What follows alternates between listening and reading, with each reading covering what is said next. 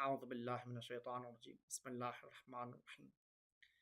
فلسفہ اسلامی میں کچھ اصطلاحات، کچھ ٹرمینالوجیز ایسی ہے جن کو پہچاننا، جن کو جاننا ضروری ہے تاکہ ہم بہتر طور پر فلسفے کو سمجھ سکیں۔ ان ٹرمینالوجیز میں سے سب سے پہلی اصطلاح ہے وجود۔ وجود واضح ترین، آشکار ترین اور بدیہی ترین ورڈ ہے، ٹرمینالوجیز ہے، اصطلاح ہے، وہ تصور ہے جو فلسفے میں استعمال ہوتا ہے، اور اس کا آشکار ہونا، اس کا واضح ہونا سب کے لیے ہے۔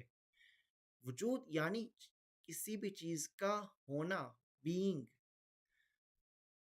حقیقت میں موجود ہونا، اسے کہا جاتا ہے وجود۔ یہ ایسا ورڈ ہے، یہ ایسا لفظ ہے جس کو آشکار کرنے کے لیے آپ دوسرے الفاظ کے محتاج نہیں ہیں۔ اسی وجہ سے وجود کے بارے میں کہا جاتا ہے کہ وجود کا مفہوم بدیہی ہے، آشکار ہے، واضح ہے۔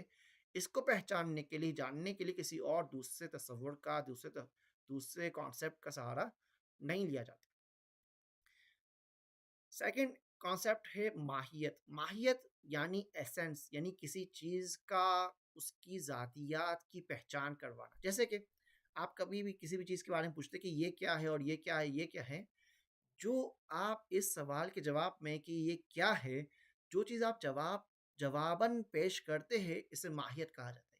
آپ جواباً بیان کرتے کہ یہ قلم ہے اور یہ کتاب ہے اور یہ دیوار ہے اور یہ میز ہے، یہ لیپ ٹاپ ہے، یہ جو بھی چیز ہے، جس چیز کا بھی آپ جواب دے رہے ہیں، اس چیز کی ذاتیات کے ذریعے سے اس کی پہچان کروا رہے ہیں، اسے کہا جاتا ہے ماہیت یا ایسنس۔ تیسرا ورڈ، تیسری ٹرمینالوجی جو فلسفے میں استعمال کی جاتی ہے اور بہت زیادہ استعمال ہوتی ہے، وہ ہے ورڈ جوہر کا۔ اس جوہر کے مقابلے میں وہ چیز جو جوہر نہ ہو اسے عرض کہا جاتا ہے۔ تو عرض یعنی وہ جو جوہر نہ ہو۔ اب جوہر کیا ہے؟ جوہر وہ ممکن وجود جو اپنے پیروں پر کھڑا ہوا ہو، جو اپنے بل پر قائم ہو، جس کو قائم ہونے کے لیے کسی اور کی ضرورت نہ ہو۔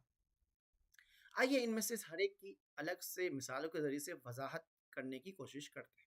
سب سے پہلا ورڈ ہے، سب سے پہلا کانسیپٹ ہے وجود یعنی بینگ۔ وجود کا مطلب ہے ہونا۔ اب وجود کا مطلب ہے ہونا، جو بھی چیز حقیقت میں موجود ہے، اس کا موجود ہونا، اس کا وجود ہے۔ یہ وجود کا مفہوم فلسفے میں اس حوالے سے بیان کیا جاتا ہے کہ وجود کا مفہوم بدیہی ہے، آشکار ہے، روشن ہے۔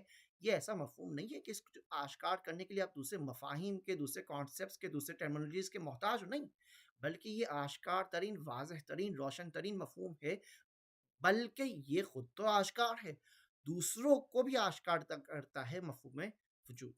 جیسے کہ ہم استعمال کرتے پتھر کا وجود، پانی کا وجود، تمہاری سوچ کا وجود، یہ تمام تر چیزیں، ان کے ایگزسٹنس کے بارے میں اطلاع دینی ہو تو ہم لفظ استعمال کرتے ہیں وجود۔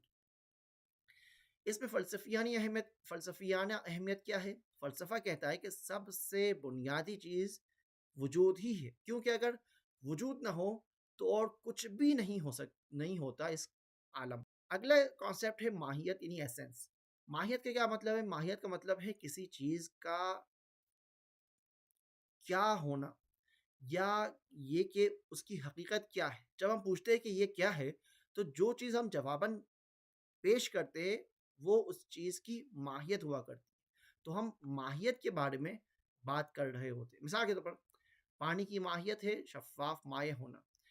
انسان کی ماہیت ہے ایک ایسا جانور جو سوچنے کی صلاحیت رکھتا ہے، حیوان ناطق۔ مثلث کی، ٹرائنگل کی ماہیت کیا ہے کہ اس کے 3 کونوں سے وہ تشکیل پایا ہو، یا اس کے اینگلز کا اگر مجموعہ دیکھا جائے تو 180 ڈگری بنیں گے۔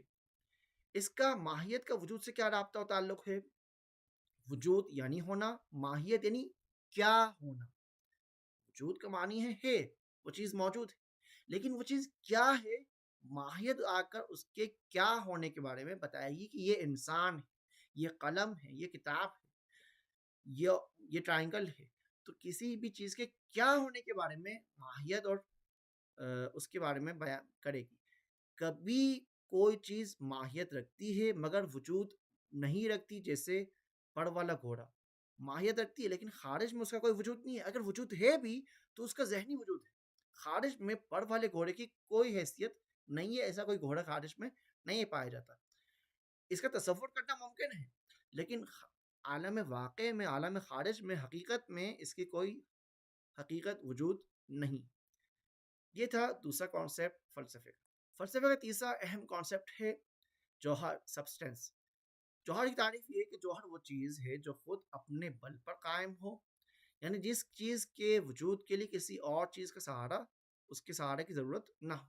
جیسے کہ انسان جوہر، انسان خود اپنے پیروں پر کھڑا ہوا، درخت جوہر ہے، پتھر جوہر ہے، انسان کی روح جوہر ہے، لیکن رنگ اگر موجود ہونا چاہ رہا ہے خارج میں تو کوئی دیوار ہوگی تو اس پر رنگ قائم ہوگا، لہٰذا ہم رنگ کو جوہر نہیں کہیں گے، رنگ کو عرض کہیں گے دیوار کے مقابلے میں، کہ جو دیوار خود سے اپنے پیروں پر کھڑا ہوا موجود ہے خارج میں۔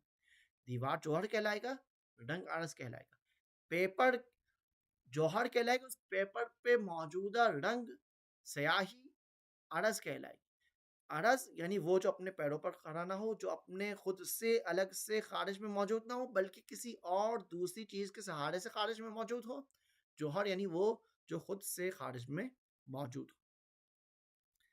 جوہر وہ اصل چیز ہے جو خارج میں موجود ہے، جبکہ عرض کی تعریف یہ ہے کہ عرض وہ خصوصیت یا حالت ہے جو جوہر کے ساتھ جڑی ہوئی ہوتی ہے اور خود سے وجود نہیں رکھتی، یہ ہمیشہ کسی جوہر پر منحصر ہے، جیسے کہ رنگ، جیسے کہ سائز، جیسے کہ میٹھا یا کھٹا ہونا۔ کوئی کھانے کے بارے میں ہم کہیں گے کہ کھانا میٹھا یا کھٹا ہے، کوئی چیز اگر کھانا موجود نہ ہو، کوئی لیکوڈ چیز موجود نہ ہو، پینے کی چیز موجود نہ ہو، تو اس کے بارے میں ہم کھٹاس یا مٹھاس کے بارے میں بھی ہم یہ صفت بھی اس کی طرف نسبت نہیں دے سکتی۔ یا کوئی چیز موجود ہوگی پانی کی صورت میں تو ہم کہیں گے پانی گرم ہے یا ٹھنڈا ہے۔